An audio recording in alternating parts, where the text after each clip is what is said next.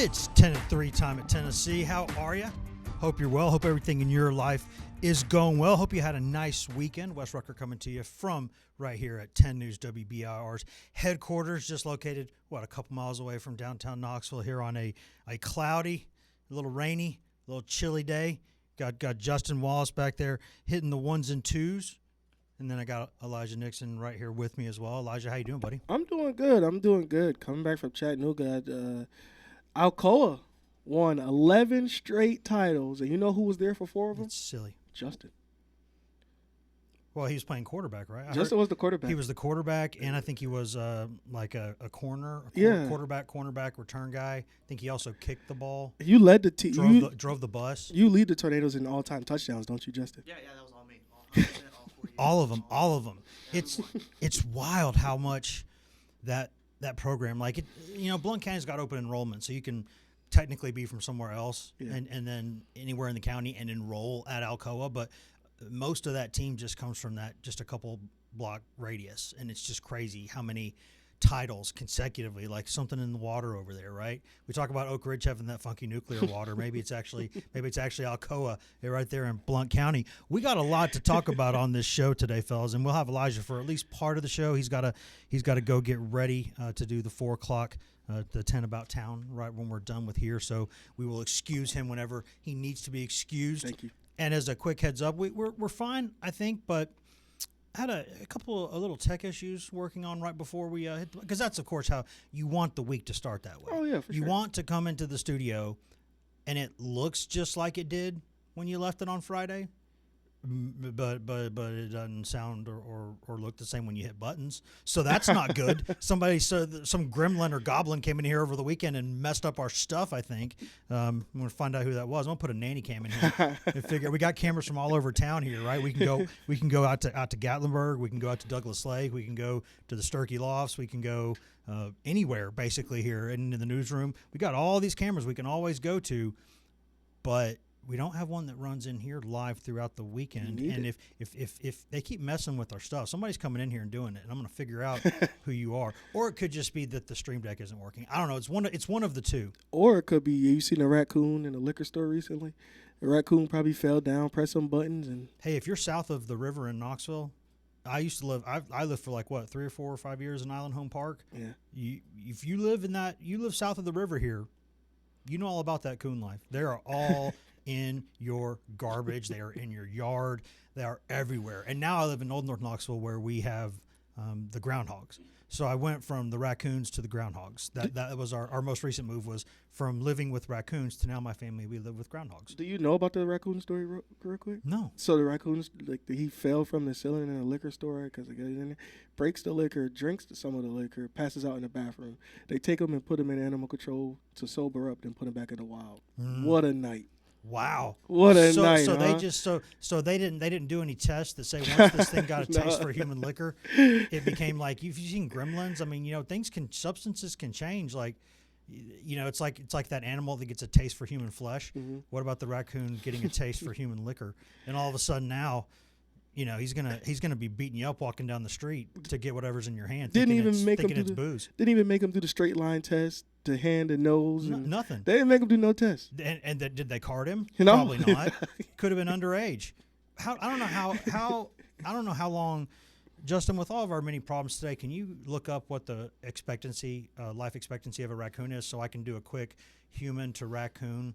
I can certainly do my best. So I can do a human to raccoon test in terms of how old. It's like what dog is 7 years for human. We're going to get that answer here in a little bit. And while we're doing that, we do have actually lots of news to discuss. In fact, so much to discuss today that Tennessee basketball's debacle against Illinois is being kicked to Tuesday.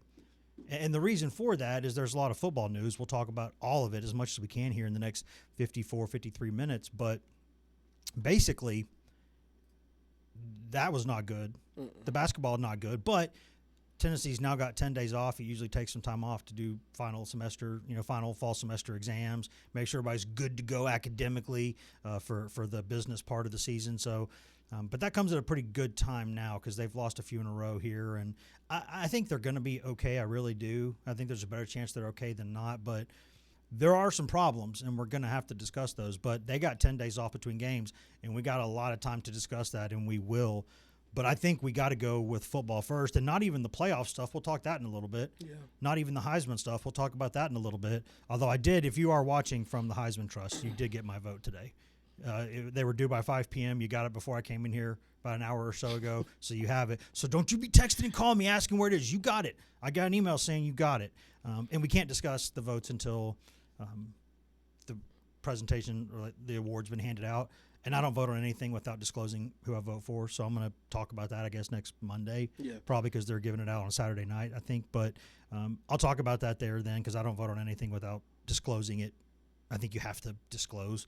I just personally believe that if people don't often kind of trust media, and media is not, if we want transparency and accountability with the people that we deal with, we got to have it on our end as well, I think. So that's why I won't vote on anything without telling you what I voted for. So we'll talk about that later. We'll also talk about the playoff stuff, the Notre Dame taking their ball and going home and quitting. Definitely going to go in on that a little bit because that was childish. We'll talk about that here in just a little bit. But first, we got to get to what is, I guess, breaking news. It was a couple of hours ago anyway. The expected is now the reality. Tim Banks is no longer Tennessee's defensive coordinator. Yep. For the first time. I don't think it's right to say this is the first time in the Heupel era that he has dismissed a coach. Mm-hmm. Now, that there have been times in the past where people were going to be going out and they let them go take another job somewhere else to package it differently. And so I'm not going to say this is the first time he's ever done this, but it's the first time it's ever been packaged this way. It's the first time it's ever been discussed. And it's just amazing the world that we live in. And not bad necessarily, just wild. Because last season, Tim Banks has been in Tennessee, 5 seasons? I think 3 of those first 4 seasons he was a candidate for the Broyles Award. Last year was a finalist for that award that goes to the best assistant coach in college football. And a year later, he's been politely told, here's a bunch of money, now go kick rocks. And that's – I will always think that this season could and would have been a little bit different if Tennessee had been healthy. Because we don't need to relitigate it, but those corners being out, both of them, was a big deal. It just was. And then Aaron Carter gets hurt. You got a couple, 3 or 4 defensive linemen dinged up throughout the year. Hey, you can't sit there. Your job is to go out there and perform anyway, and they didn't. And I think the way the Vandy game ended, it just made that a really hard sell going forward.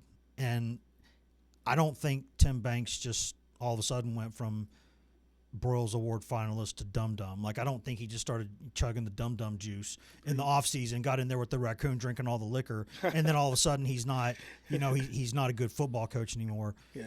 But Tennessee had been making some progress late in the season defensively on fixing some of this stuff, and then Vandy just got whatever it wanted whenever it wanted. And it looked like Tennessee almost stopped playing hard for the first time that I'd seen in the Heupel era. And the issues at all 3 levels of the defense, the poor tackling, the bad angles,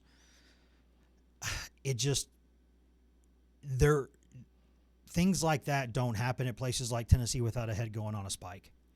And in this case, it was Tim Banks's. Yeah, and I'm sorry that for Tim Banks that happened. Actually, I was just thinking to myself, like, well, in our group chat, we were talking. Yep. And we were saying, he might be a candidate for the Toledo head coach job and things of that nature. And I literally wrote, that doesn't make sense to me unless he was being pushed out the door.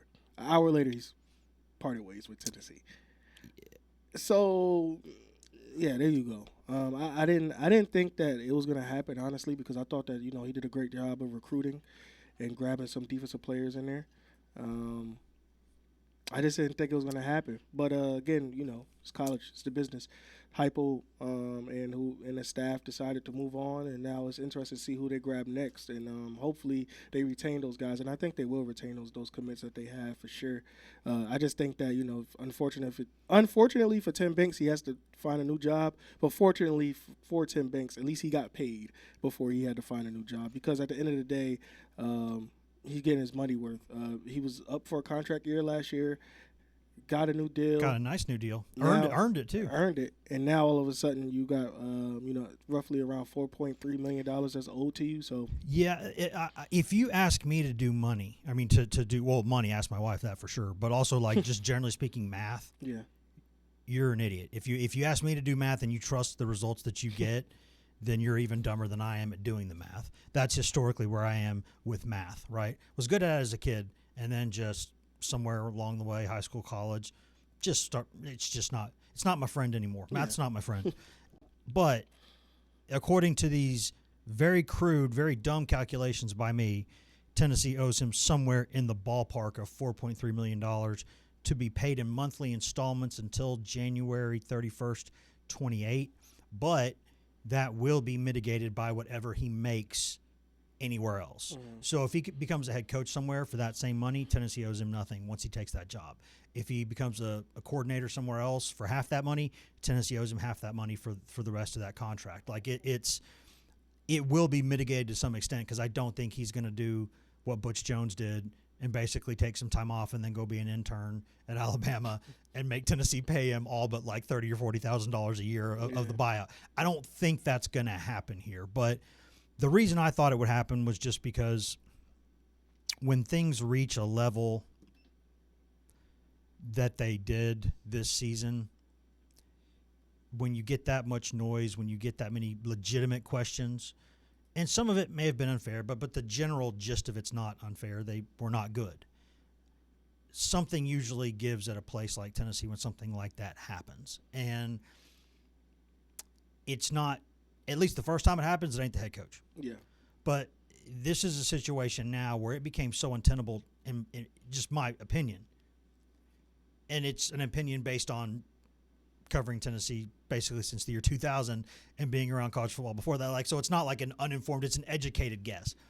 But that normally in situations like this, if you keep the exact same pieces coaching-wise in place and the same thing happens next season, the assistants aren't the ones in trouble. Then it's the head coach's problem. Then it's the head coach who has to answer for it.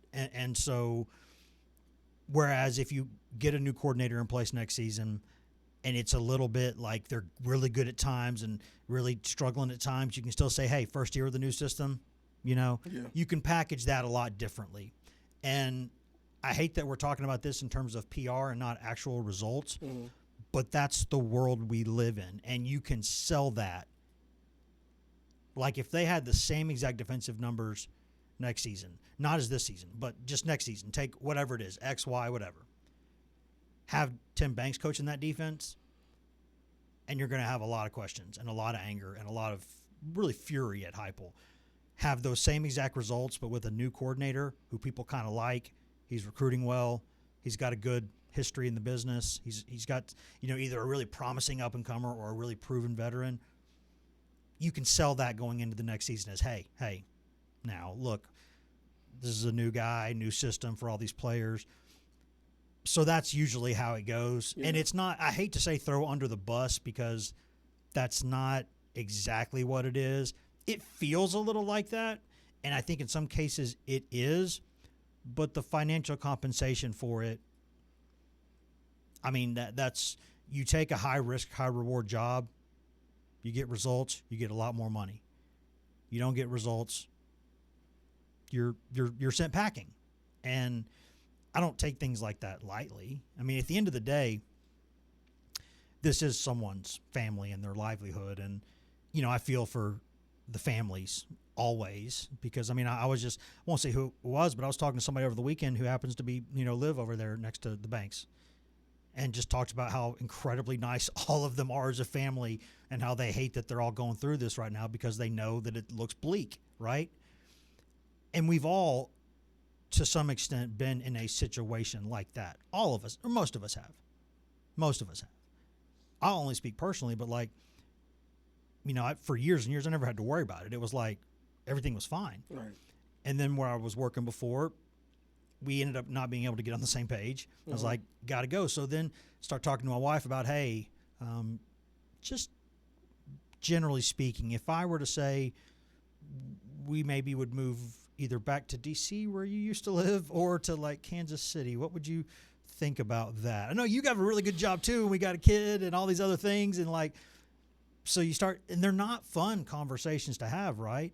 And my wife would have been with me no matter what, but the best thing for our family was to stay here because I knew that there was an opportunity here too. So, and I'm just speaking personally about like what the past year has been like for me. You think about what these coaches, they're doing this almost every year. And they do sign up for this. And I guess to a certain extent, their spouses sign up for this. Their kids don't. Yeah. So I hate that part of it. Like, they didn't ask for that. Like the military kids who get sent somewhere else every 2 years. Like, they don't ask for that. I mean, that's I don't like that part of it. But at the end of the day, financially, they'll be taken care of. Tim Banks is a 53-year-old coach who almost won, the Burroughs Award. He's going to get a job somewhere good. He'll be fine. But it's unfortunate, but I don't see this as – I kind of saw this as inevitable after the season because I think Heupel has always been reluctant to make moves like this. I think this was one of those seasons that was just sticking out like, hey, man, if you don't do this now, people are going to start to ask, and maybe fairly so, if you are ruthless enough to do what it takes to reach that next level. Yeah. Because what would a Nick Saban do? Mm-hmm. What would an Urban Meyer do? What would Kirby Smart do? They go ruthlessly get rid of somebody to bring in somebody else because they feel like they can and need to do better. Yeah, and I completely agree with you. I think with Tim Banks, like, this was a move I think Heupel had to make because I feel like if he didn't and things were the same the year after, then, that he'd probably be the guy that's going to get chipped off the block next because, I mean, honestly, they have a brutal schedule next year. We talked about it over and over.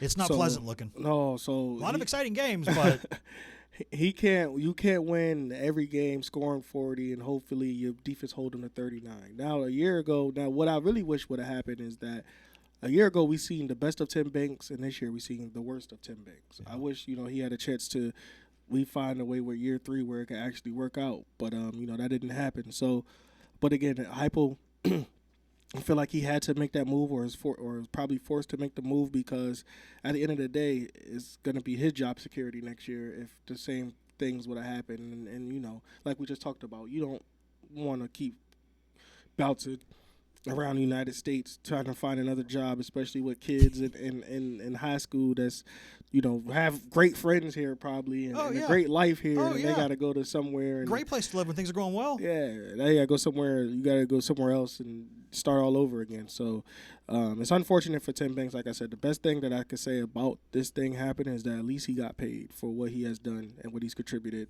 throughout that 2024 season. And I'll say this too, and I say this a lot of times because it's something that I happen to believe, not just something that sounds nice. It's something that I also happen to very much believe is that, everything is an opportunity, and even a setback is just kind of an opportunity wearing a disguise.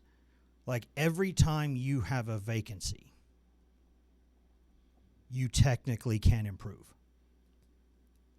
Anywhere in your organization, anywhere in your team, wherever you're working, whatever it is you do with your life, anybody. I mean, even like, hey, you get divorced. Hey, maybe you can upgrade. You know what I mean? Like anything in life. I'm sure my wife thinks that every day. But you look at pictures of the two of us and you're like, what are you doing? How'd that happen? You know what I mean? But like it's in all seriousness, every time you have an opportunity, whether Tennessee was in a situation like it is now where the defense has a tough year, injuries, don't fight back from them, things at the end of the Vandy game really spiral, look terrible.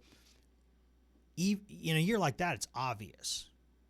But even if this had been a situation where it was like a goalless situation, where the coordinator is just so good, he becomes the head coach somewhere, you still technically can improve. Now, maybe that's not maybe you can improve in the resume, or maybe you can improve with a high upside young guy with results whose best days are ahead of him, and you buy into that stock. Every single time you have a vacancy, you have an opportunity. So now it's what can Tennessee go do with this? And there are names out there, and this is fresh enough that I'll just be honest, I don't like the names I would give you on a hot board are speculation right now, which is okay as long as you tell everybody that it is speculation. Just don't mislead anybody. But I mean, the fact is there are some big names out there, like Jim Knowles, guys like that technically right now don't have jobs. I mean that that you could make a move like that. You could go get a young up and comer. You could go get big money, a big name, and it didn't work. For Penn State this year with Knowles taking him from Ohio State and all that. But like the defense was okay. That wasn't the issue. Yeah. He's really good. And if you could convince that guy, hey, that might cost you $3 million a year or something like that. But you know what? You want to win? We're trying to win. You want to win? Like that's and if you're Heupel, then you start to ask the questions, will any coordinators out there be thrown off by the challenges that are inherent when you play defense in this program for with Heupel as your boss? Because I can sit here all day, and I mean it, and I say, when you are Josh Heupel's defensive coordinator, I do not look at the points you allow per game or the yards you allow per game. I don't look at that. I look at efficiency numbers. I look at stop percentages. I look at third down percentages. I look at red zone percentages. It's about efficiency. Because most of the time, a game with Josh Heupel as the coach is going to end up with more points than the average game. Because Tennessee's going to score a lot and it's going to go fast.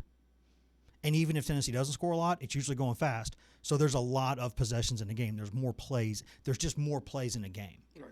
So you could have a really good defense, but you have to look at efficiency to see it. You can't look at yards per game. You just can't, because that's not a fair representation. That's like, back when, UNC during the Roy days, or, certainly like the UNLV teams like that, some of the Bruce Pearl teams, the ones that go that fast, Kim Caldwell's teams. You don't judge them in points allowed per game because there's just more possessions in a game. So there's more shots. So there's more points.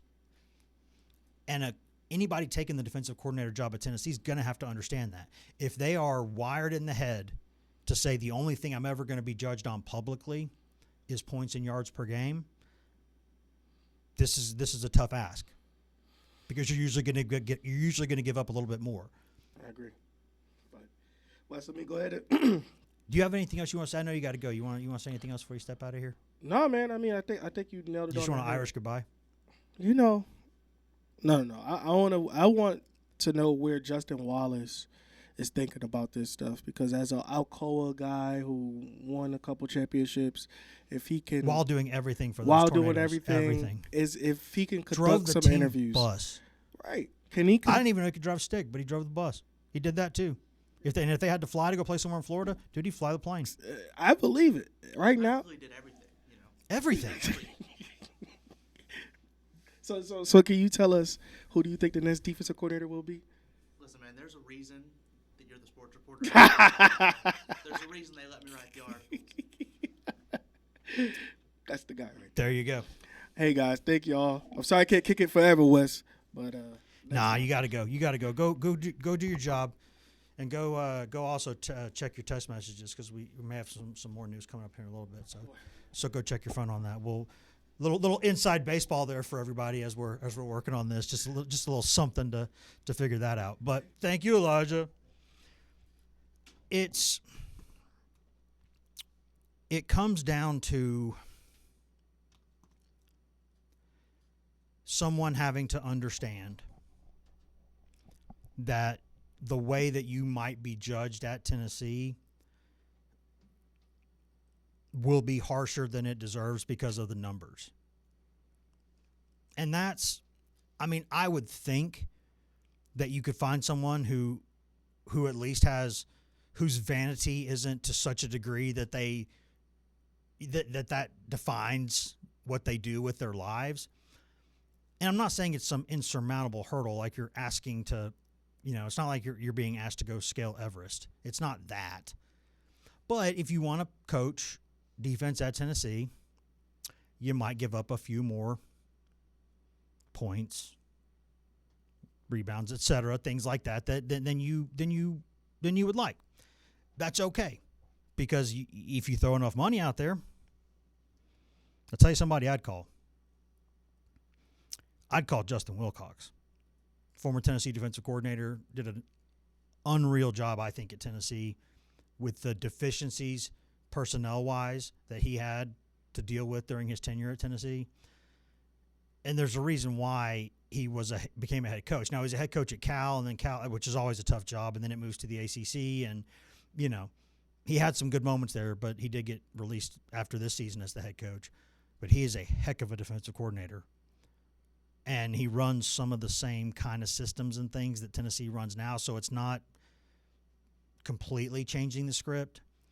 I wouldn't mind calling that guy, engaging his interest. For all I know, he might want to stay out west because he wanted to go out west originally anyway because he's from there. But that to me is somebody that I would think about. I mean, there's other names out there. I mean, do you want to call, Jim Leonard? I don't know. I've heard other people mention, and I've heard a few people mention his name. I don't have any connection with him to Tennessee on this, and I think it might be a tough sell in some ways because of recent results. But Alex Grinch is somebody who I could see that being interesting if they wanted to go in that direction. There are opportunities. Now, we do know that William Inge is going to be the defensive coordinator for Tennessee for the bowl game. We do know that. And he was the co-defensive coordinator on a Washington team that played for a Natty. So that was right before he came to Tennessee, so I'm not going to sit here and say you just dismiss that guy. Now, he was the linebackers coach at Tennessee this season. The linebackers, especially when Arion Carter got hurt, did not look great. There were too many holes there. They got to get more dynamic athletically there. And if not, they need to be better with their discipline, structure, all those sorts of things. But, I mean, he's a guy that I'd want to keep on the staff.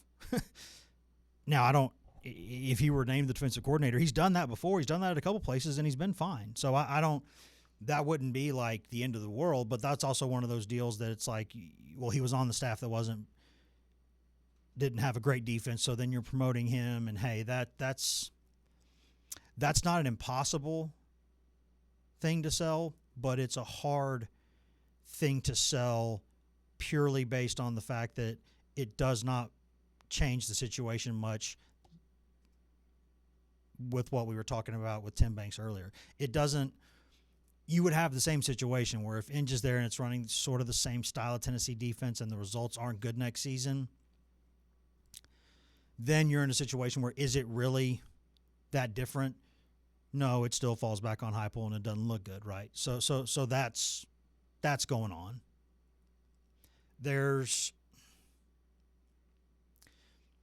I think there is an opportunity here for Tennessee.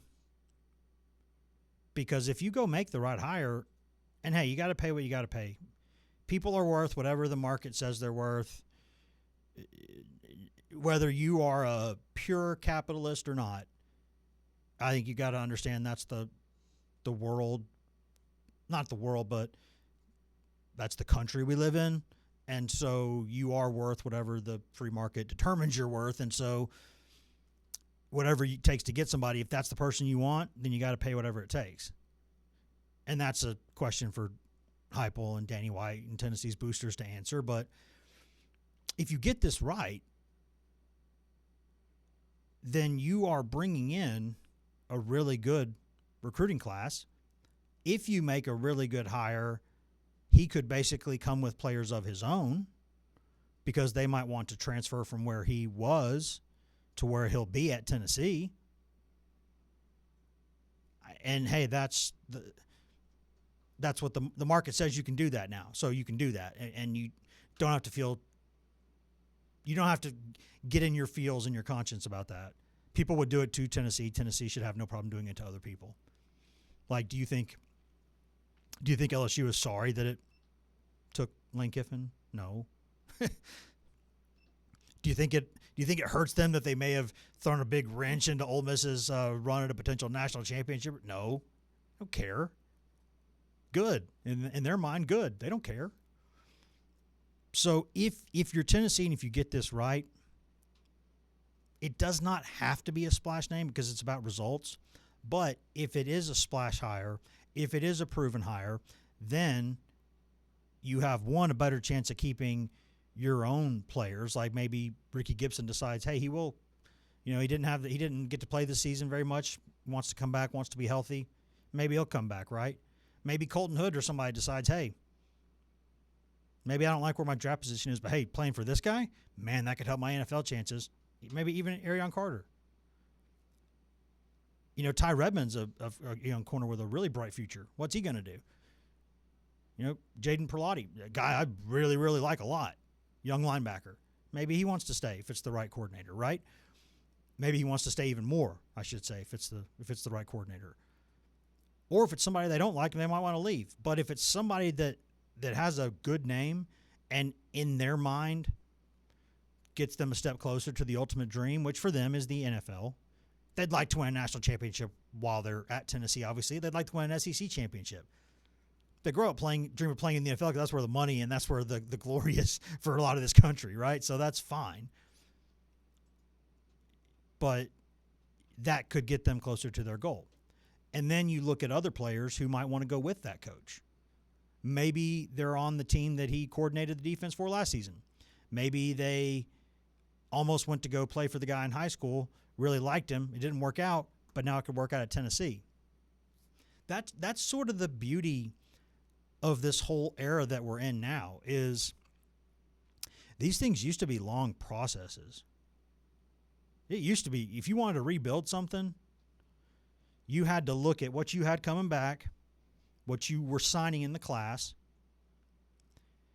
and because that's all you could have for that next season, unless somebody won a waiver with a family or personal deal and they could play immediately, or there for a couple of years if they were a grad transfer, they could get in that way. Now, I mean, the pain is you have to fight tooth and nail to keep that roster together every stinking year. That's the frustrating part. But then there's the opportunity, which is, hey, look at what Texas Tech did. Texas Tech went out without shame, its biggest boosters, without shame, went out there and bought a college football playoff team. They saw that there was sort of a gap in the market before the NCAA really comes out, and if it's able to, we'll see, and put some actual restrictor plates on this. But if it can't, it couldn't right now. And Texas Tech in that offseason, their biggest boosters got together and said, you know what, guys? Technically, if I'm reading this right, we could just go buy a national championship contender right now. We could just go buy one. We're Texas Tech. We got oil money coming out of our ears. And if you have to pay people to come to Lubbock, so what? We'll pay them. And they went out there. Do you think their fans care right now that they went out and did that? You think they care? I don't know a tremendous amount of Texas Tech fans. I'm guessing they don't care. I'm guessing they don't have shame about it. So if you get this right, all of a sudden, you're pairing what is usually a very good Tennessee offense under Heupel with the defense that you've paid a lot of money for the coordinator and for the players, but look at the dudes. Now, all of a sudden, you look at that tough schedule and you go, hey, this team's got a puncher's chance anyway. Go out there and win something. That's the beauty of it, is that we're sitting here right now, December 8th. Don't know who Tennessee's defensive coordinator is next season. Don't know who's going to be playing defense for Tennessee next season. You don't know who's coming back.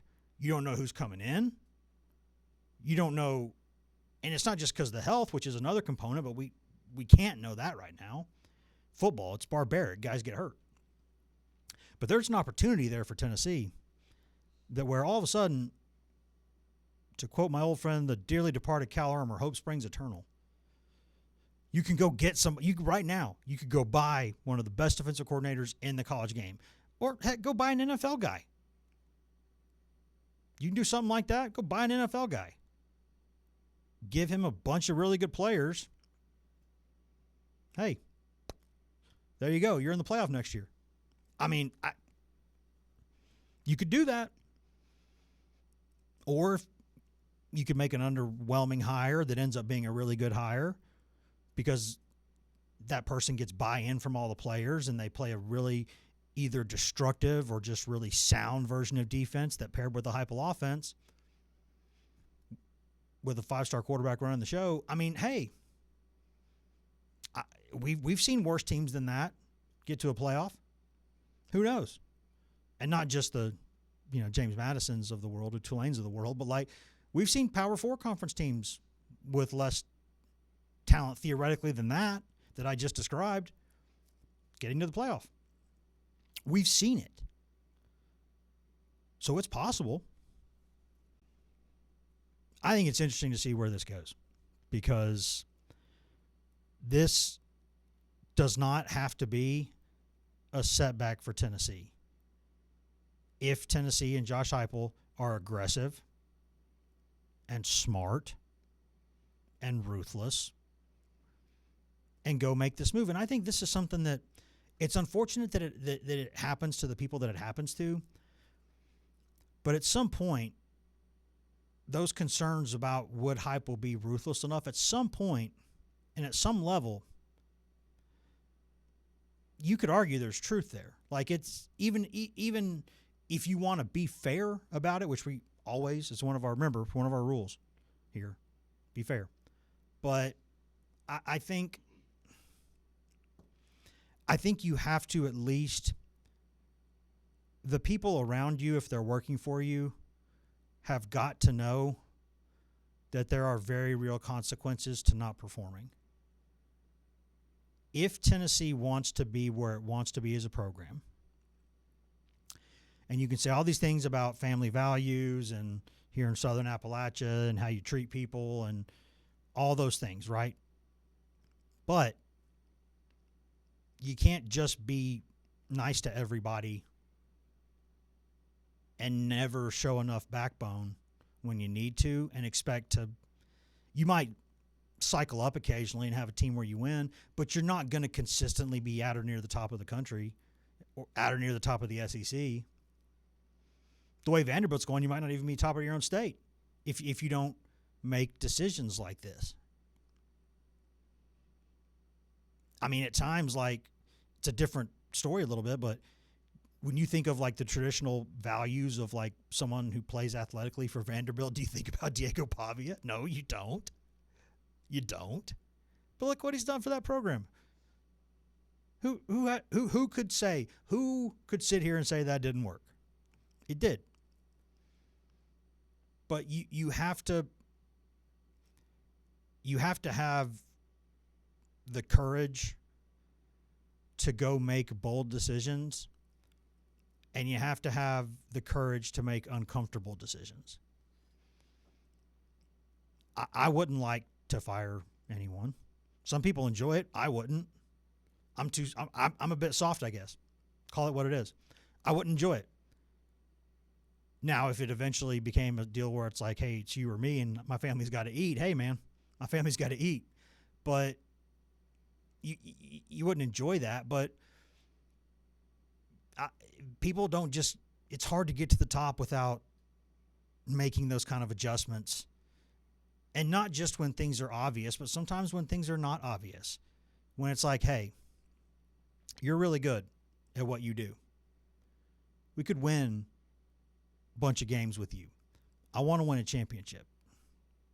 So I gotta go another direction. Now, we might never know whether this is what Heupel wanted to do or what he was told to do or had to do. Hey, there's always cooks in the kitchen at places like Tennessee. And you can never take at face value who makes a decision most of the time. But if this is one that Heupel wanted to make or felt like he had to make, then good. Because I think you could look at this and say, hey, This guy's a good coach. He's a good coach. But Tennessee's trying to beat Georgia, trying to beat LSU, trying to beat Ohio State. And to do those kinds of things, you gotta make these decisions. And before we get out of here, speaking of decisions, the college football playoff rankings did come out. And normally we'd be discussing these things much earlier than 40 minutes into the week. But news happens and you got to adjust. But the playoff rankings did come out. And it came down to, because of that, just a weird set of circumstances this season, whereby any way you looked at it, and that's even after you dismiss the Vandys and Texases and people who, the BYUs, the people who had legitimate claims where if they had made the field, it wouldn't have been outrageous. But what this came down to at the end was 3 dogs, 2 bones. At the end, it came down to Alabama, Miami, and Notre Dame. And what we all saw, of course, was that Bama got in, Miami got in, Notre Dame was out. Now, if I'm making that decision, I know that very early in the season, Miami eked it out against Notre Dame at home. That was a long time ago, and it was in Miami, and I think you have to account for these things. If those two teams play on a neutral field tomorrow, I think I might pick Notre Dame to win that game. So I also don't think there's no world. Repeat after me. No world exists where the loser of the SEC championship game is left out of a 12-team college football playoff. It's not happening. It's not happening today. It's not happening tomorrow.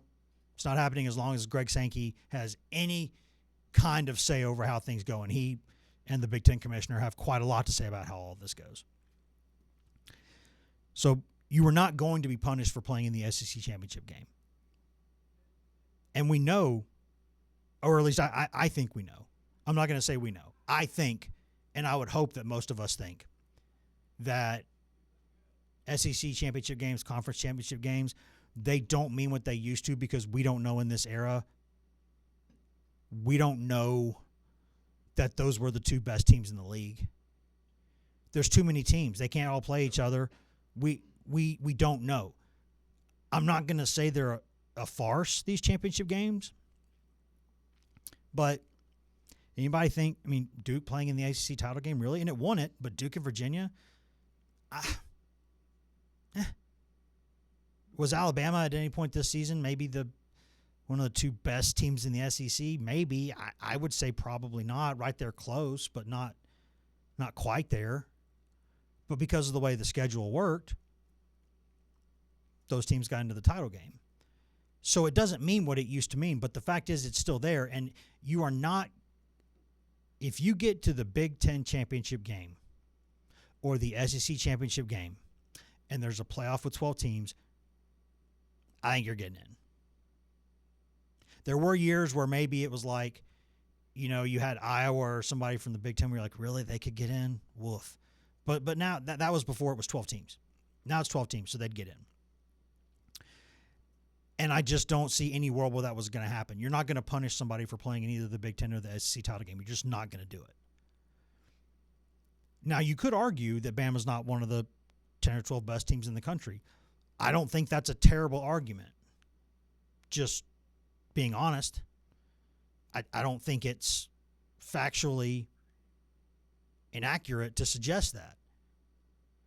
But you look at the schedule, you look at the number of wins, some good wins in there. Hey, they got to the SEC title game, they're going to get in. So they're in. So then it becomes Miami or Notre Dame. And what I don't like, and what I don't think anybody really likes, except for Miami, they obviously like it, is that all of a sudden, just in the very last time, the very last poll, the one that really matters, comes out, and Miami leapfrogs Notre Dame. That's weird. It could have been like that much, much earlier. but they released these things for 5 weeks, and they waited to the last minute to do this. And they weren't going to not have an ACC team, I guess. So I feel for Notre Dame. Now, I'm not going to sit here and say a team that has multiple losses. If you have more than one loss and you get left out of the college football playoff, it can be unfair, but ultimately it can't be a crime. You did lose 2 games. You lost 2 games. And so you put it in the committee's hands. Now, I think I still would have had you in the field. But there's not a lot of really good wins in there. You hadn't lost in a while, but you hadn't really played anybody that good either. And you lost 2 games.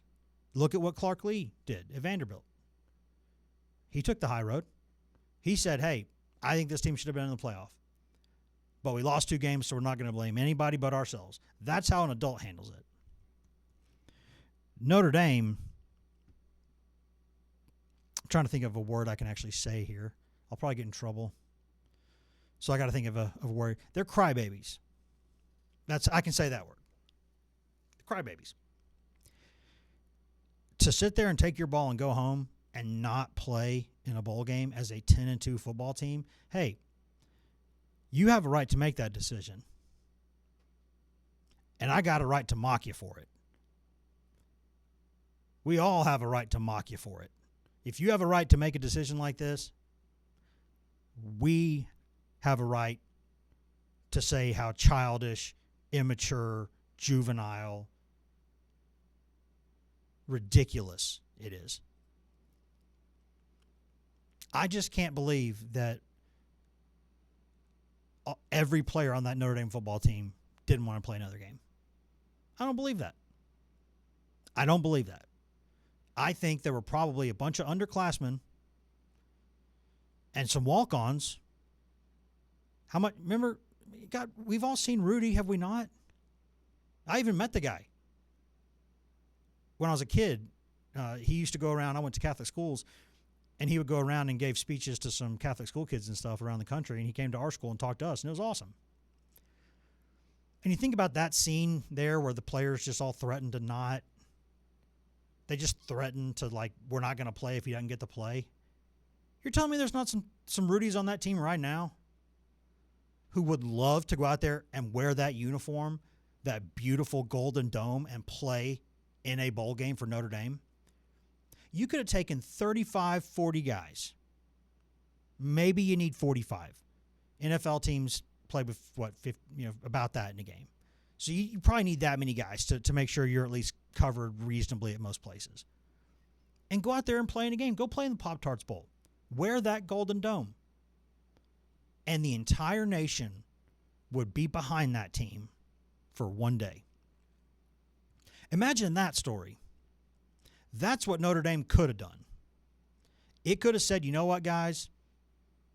We think you just got hosed. We think this team should be playing for the national championship. But it's not. But we're going to go out there and play a game. We're going to go play one more game together. If you don't want to go, that's understandable. You want to get ready for the draft? You're going into the portal? Hey, that's life these days. Go make a business decision because this game does not really matter at all. But we want to go out there and represent Notre Dame. And we want whoever the guys are on this team who want to go, sign up if you want to go. We'll see if we got enough. We'll go. Who's going to care years from now that you maybe played a bunch of freshmen and walk-ons in that game and lost by 30 points? Who cares? Man, that would be a team that you could write a book about. You could do a documentary on that team. Like The Replacements or something. That's what you could have done with this story.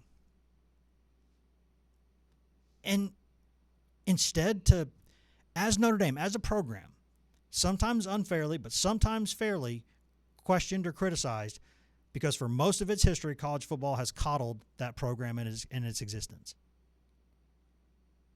Hey, say all the time, you treat everybody fairly, you don't treat everybody the same. Notre Dame, for a lot of its history, earned the benefit of the doubt with some of the things that it got. Some of them it didn't. But it is, by any definition, one of the best programs that's ever existed in college football. It just is. Most fans, up there near the top, iconic. But they don't want to be in a league, and if you don't want to be in a league, that's going to help you sometimes, and sometimes it's going to hurt you. And for them to really get jobbed for the first time in a while, and for them as a program to respond like this, I just imagine imagine, would I be saying the same if Tennessee happened? Yes, I would. I would be saying the exact same thing if Tennessee made this decision. And I would be over there at the complex, and I'd be on the phone, and I'd be saying, hey, are you sure everybody on this team didn't want to play? Because I've already heard from X number of guys that they would have loved to have played. Why aren't you playing in this game? Why don't you let these guys go put on that power team and play? And maybe Notre Dame tried that, and it didn't have enough guys to go play. It needs to come out and say that, though, because the way that it's projecting this right now, talking about how they're permanently, damaged the reputation with the ACC. Well, you're not really in the ACC because you don't play in it for football, except for the COVID year when you had to. Get out of here with that garbage. You want to criticize the relationship? Actually be in the relationship. You're not actually in the relationship. You're part-time with them. You're also seeing other people. So you know what? If they go on a date with somebody else, so be it. You're not exclusive with them. Why are they going to be exclusive with you? Get out of here with that nonsense. I think you should have been in the playoff. But to respond like this, it's just so disappointing. Doesn't set the right message. If you don't want to go play in a meaningless bowl game, don't play. But do you really think that there are not kids on that team who would love nothing more than to go play? And you think you're making some statement by not playing in a bowl game? You know what? College football will go on fine without you. If that's what you want to do, it'll be fine.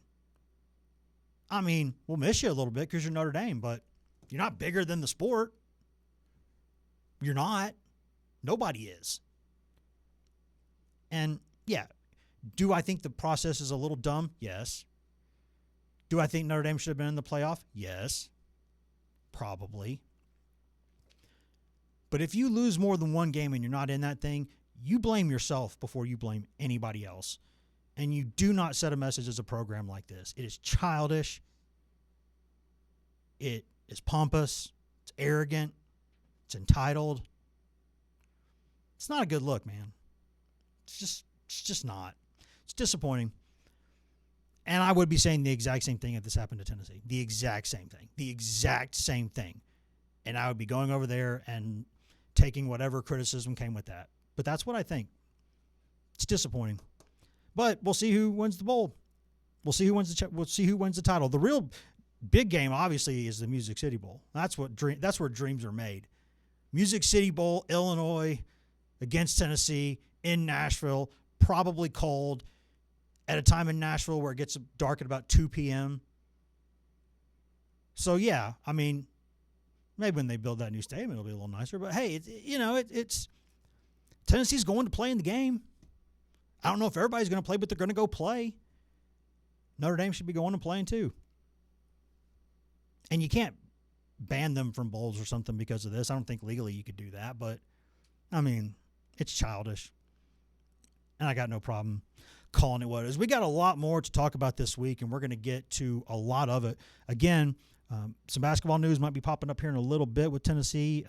Maybe not great news, but we'll see. We'll have that on the site. Obviously, we'll have that to discuss on the program tonight if it does come through, which I think it will, but I can't really confirm that while I'm sitting here doing the show. So we're going to go work on that, try to get that news to you if it comes out. If not, don't worry about it. No big deal. It just didn't happen, right? But we'll have a lot of basketball to discuss this week. We'll have a lot of other things to discuss, but we got through a big list of things Monday. Thanks to Justin for doing the ones and twos there behind us. Thanks to Elijah for joining us for the first, 20 minutes or so. Thanks to y'all for watching and listening, and we will see you in about 23 hours.